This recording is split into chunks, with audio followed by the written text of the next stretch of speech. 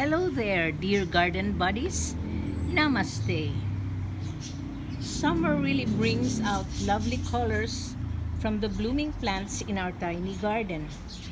Enjoy splashes of dainty pink from this pink lady plant.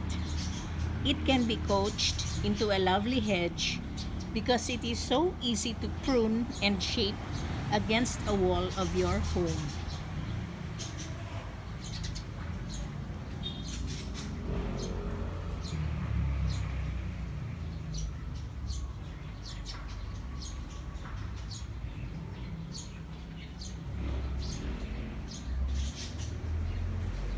Also, take a peek at this cute pink flower shyly trying to bloom from the Adenium plant.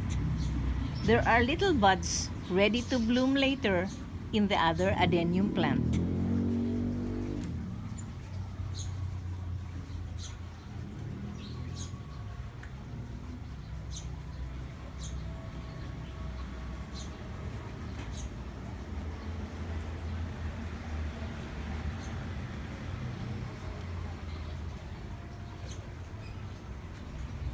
And look at these beautiful calachuchis enjoying the warm sunlight.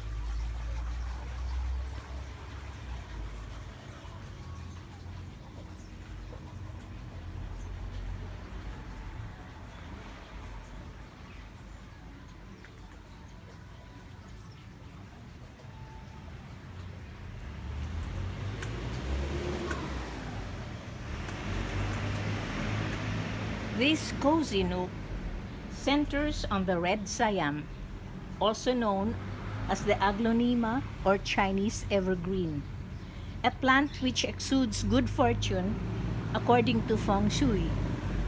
The flowers come in dainty white bulbs, sprouting smack in the center of their pink reddish leaves.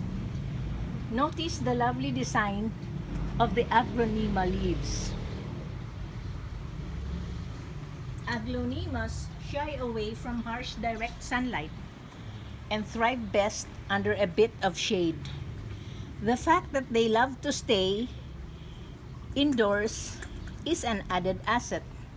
The thing is, we have to give them ample space to flourish, because when in competition with lush foliage coming from nearby plants, the aglonima tends to hide behind. All these pink, reddish, and velvety flowers and leaves do remind us of warm summer weather, sunshine, and family bonding among the plants during this stay-at-home period.